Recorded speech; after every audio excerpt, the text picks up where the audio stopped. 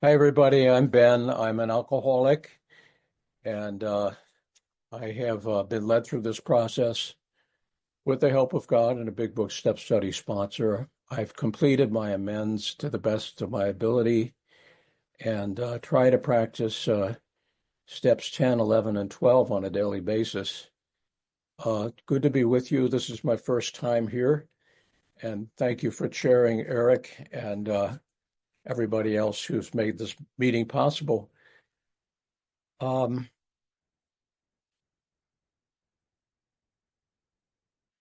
A tornado is a lot like an alcoholic. I got a kick out of hearing that. And yeah, yeah. I was a kind of a very quiet tornado, I think. And I tried to keep secret uh, my defects, tried to hide them. I was to discover that this was a core part of my alcoholism, that I was leading a double life.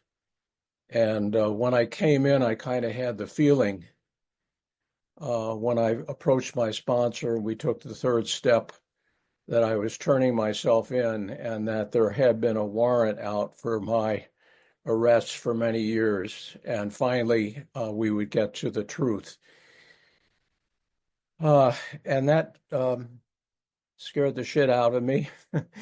um, I was very, very apprehensive, and yet I had been coming long enough to meetings to have identified as an alcoholic and to have seen that there were people in these meetings, particularly the Big Book Step Study meetings, that had had a profound change in their life and the way they thought, the way they behaved.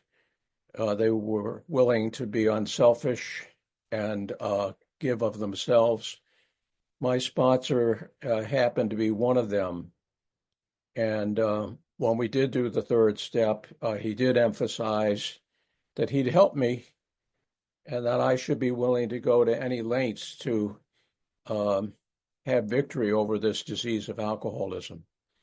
And at that point, uh, I had been not drinking. I had been sober maybe for 5 months, not drinking for a year, and was pretty beaten up and pretty willing and teachable at that point. But I didn't really know if for the first time in life I could really be honest about um, the harm that I had done to myself and others, which is what this steps 8 and 9 are addressing primarily. And so we did the inventory, we did the fourth step inventory.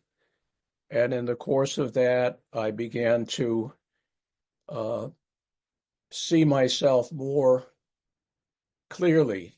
The inventory shed light on my defects of character, um, particularly in doing the turnarounds and the sex conduct, and certainly the fears. I could see my part, how I had um, stepped on the toes of others and how they had retaliated. Uh, I could see more clearly how I had used other people. And when I did the fifth step and all of that came out pretty much, in a very flowing way, I began to really understand the damage that it had done to me leading a double life. Um, so I wanted to, at that point, in doing steps 6 and 7, I became willing, to live differently, to turn my will and my life over, really. And I was told that there would be more work to do to clear away the wreckage of the past. So my sponsor at that point, having completed 4 and 5, and then 6 and 7. He said, get another notebook and go through your inventory, uh, find the names of people that you had harmed and write them down. And he suggested that I break them into categories: um, living or deceased, people who live nearby me, co-workers, family, uh, people that I, owed money to, institutions, perhaps that I had cheated or not given my best to, etc. And I went through my inventory, and that included my sex conduct. And there were names in the sex conduct that were not the primary names. There were other people as well, such as family members and friends of those people who I had harmed. And I wrote them down. I wrote them all down. And he emphasized that it was important, as it says in this reading, that we become willing to make amends to them all. Step 8 was not just making the list, it was becoming willing. And he suggested that I approach this as a spiritual exercise and pray that I be given guidance as I went over these names to know who I should approach and who I should not, where I might cause further harm or where I was not ready, where I was not yet willing. He was emphasizing that it was terribly important that it would not be good for me to go out and approach somebody that I still resented. So this required, some prayer. It required some talk with my sponsor at times, when I wasn't sure how to make that approach. Should I go directly? Should I make a phone call? Should I write a letter? Or should I simply hold off on making amends? And I found it helpful, having done a thorough inventory. I could go back and I could see at least how, in a rough way, I had ascertained what harm I had done, what harm I might have done um, with this person. He also suggested that I not go to people that where there had been a highly charged, at least not immediately go where there had been, an intense sexual relationship. Maybe shouldn't go, somewhere where I had been fired, and so forth, and to hold off and do the easier ones first, maybe some closer friends, maybe some co-workers, and generally people that were, still easy to get in touch with. And he suggested that I do at least a couple amends a week. And I tried to stick to that. He said, this is an urgent error and I'll help with you, but this is really you and your higher power now. Your relationship with God that you developed over time. You've had a spiritual experience, in the 4th and 5th step, and you have developed a relationship, and now you can really put your life into God's hands as you go out. So I really found it useful to follow the directions of my sponsor, as well as what it says in this book. His faults are not discussed, we stick to our own. He suggested that I not only go out and, confess my wrongdoing and apologize for it, but also make a statement about how I would change my behavior in the future. He also mentioned it would be good to allow the other person to have some time to respond. So that was helpful. I did one. I had a mechanic that I had gone to for several years, and they'd serviced my car pretty faithfully. I had an old Datsun shit box.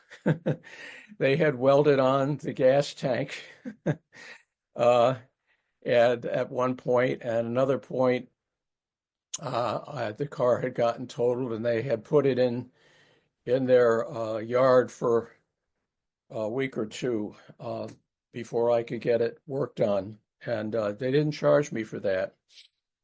But when it came to doing another job on the car, um, and they made a mistake, and um, they had split my spark plugs and charged me for that. I objected and found that it was a grave injustice, and insisted that they should pay for all of it, and they insisted that I should pay for half of it.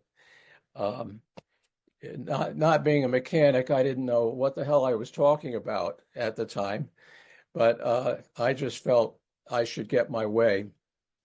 So this was one where, it says you should be prepared for them to throw you out of their office. And as I came and it was just a couple blocks walk, so I walked there, and I I could see the expression on his face when I walked in. And he was not at all pleased to see me. And I said, I'm here to apologize, for what happened. And I explained to him, how I had a change of heart and mind, and could see now, how good they had been to me, and how wrong I had been, in my assessment of their work. And as he was listening, he kind of motioned in. There were a couple other guys in the garage that he motioned in to come in, and they listened too. And I was really terrified when I went there. I was really afraid, especially when I saw him. But as soon as I started speaking the truth about as I had understood it, the fear left me. And that was a tremendous spiritual experience. It says we should put the outcome in God's hands. And I really felt that, God, or my higher power, or whatever you want to call that, presence of truth and love was with me and was speaking through me and helping me, and that I was not alone. And of course, when I had finished, he gave me a piece of his mind. And he was not at all, he had not just completed a fourth and fifth step. He was not at all prepared just to hear the apology and say, pat me on the back and you're a good guy and God bless you. And no, he said, that's fine. I'm glad to hear that, but I never want you to come back. We don't want your service anymore. So I left there, and I took it all in, and I lived at the time in Boston near a park, and I just went walking through that park, feeling lightened. I felt lightened. I felt like I'd done what I had to do, what I could do, and that was a positive early experience for me.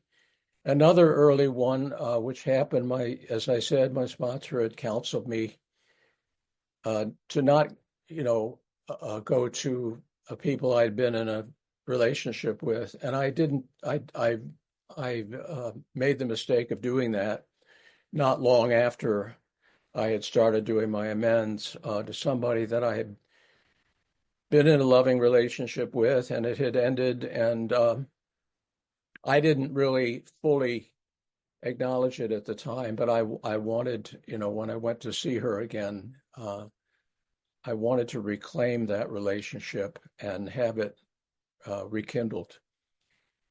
And that didn't happen. Um, she listened, and she didn't say that much. She was very kind and very understanding. And she says, "Hold on a second. I have some things I have for you." And she went and she got the color TV that I had given her, and I think kitchenware, that she had acquired over the years. And she said, I just this was unfinished. I've been hanging on to this, and I'm really, really glad to really let go now. And so I left there feeling pretty sad and pretty heartbroken. And I went to a meeting that night, and there was a old timer there. And I told him what had happened, and he smiled and he said, making an amends is really about, seeking the best possible relationship. And that helped me a lot, as a guideline. It doesn't say that in the book, but he was an old time AA man, and that helped me a lot to put that in perspective. So I waited a while before I went to anyone in my family. Um, it became clear to me that I had resentments toward people in my family, toward my brother and my sisters, uh, who were much more, well, I'm not affluent, I never was, but they were affluent. They were pretty well off in the world, and I was kind of the black sheep in some ways. And I allowed myself to let them, I let them pay my way for things, pick up the tab, here's a check for your plane fare, and that kind of thing. And I saw how that had really enabled those resentments to grow over the years. And I resolved that I wasn't going to continue to do that. So that was a big part of my amends. The other part was uh, I withdrew. And this was true for a lot of my relationships. I withdrew. Um, I became silent. I didn't show up. Um, yeah, they had their get-togethers, and I wasn't there. And and I wasn't honest about how I was suffering in my alcoholism. I tried to hide that, and I tried to keep that a secret. And the way I'd been living my life, I tried to keep that a secret from them. So a big part of my amends in talking with my brother and my sisters initially was to talk about my alcoholism and to explain to them um, how it was, and how I'd suffered, and why I had withdrawn, and how I wanted to change. And I remember my brother, when he listened, he said, "Well, that's a good beginning.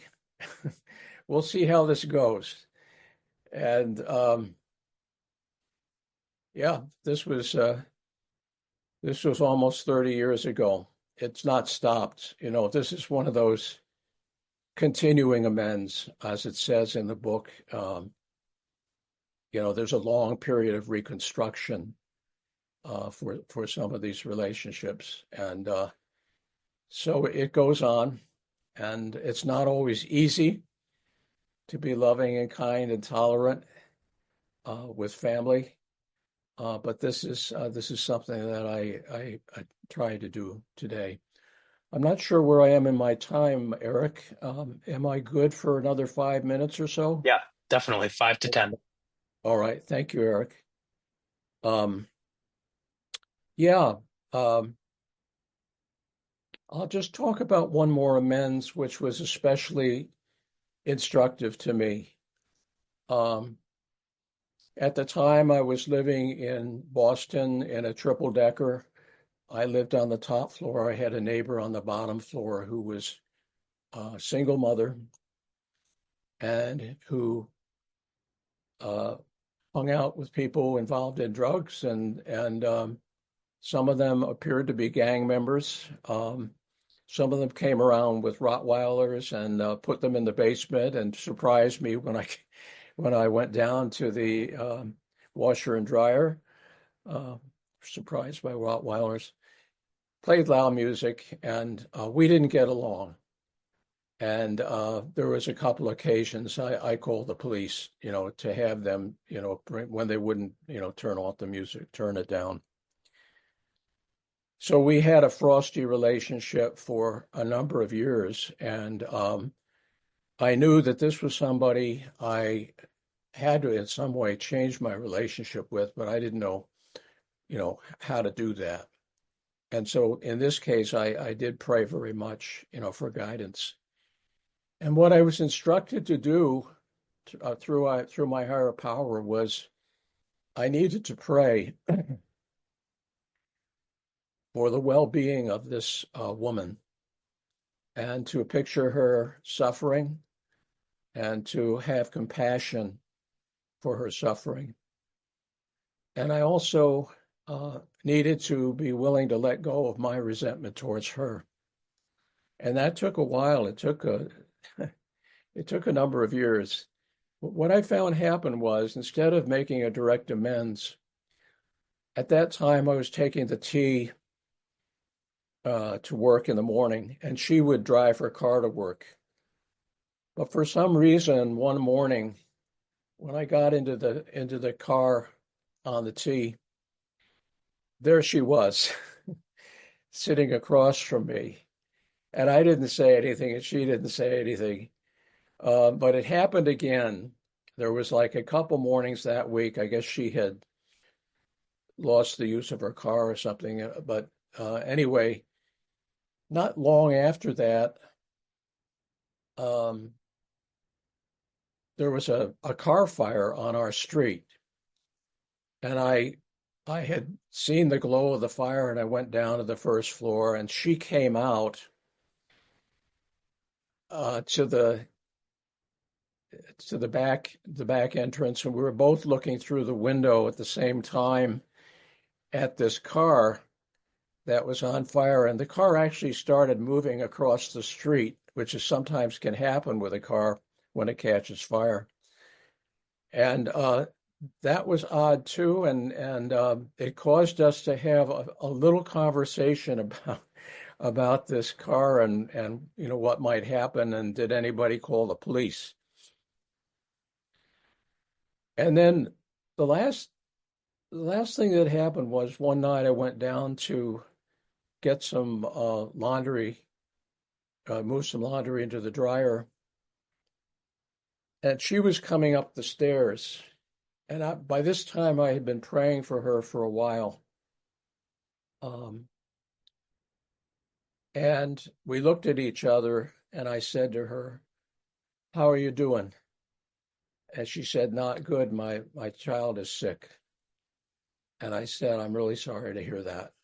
I hope he gets better." And that was it. And from that point on, the relationship changed. And I don't know, I didn't do that. And I know that there have been other, relationships, other people that were on my list that I had encountered after that, that I would meet up with them. And I didn't have the resentment. I wasn't carrying the resentment. I had made a spiritual amends, and they sensed that. They could feel that. They could sense the change that had occurred. I finally did, before I left, apologize for my part to her. But it was really, I think, the work of that loving presence, loving spiritual presence that had moved me and perhaps her, toward that place of peace. Um, Anyway, um, it's a great process. I don't know where some of you might be in it. If you're considering it, um, if you're writing or maybe just starting to make amends, yeah, keep on with it. And I know it's given me a lot of peace. They talk about looking the world in the eye. I used to I had grudges against about five different copy shops. And I remember, it was kind of like being in a poisoned monopoly board where you couldn't go here, you couldn't go there. You'd had a bad, undoing with one or the other. And so I don't live that way anymore. Fortunately, I don't have to cross the street when I see somebody that I don't like. Uh, I try to be loving and tolerant as much as I can. And that gives me a lot more peace of mind today. So thanks for listening. Good to be with you, and I'll pass now. Thank you.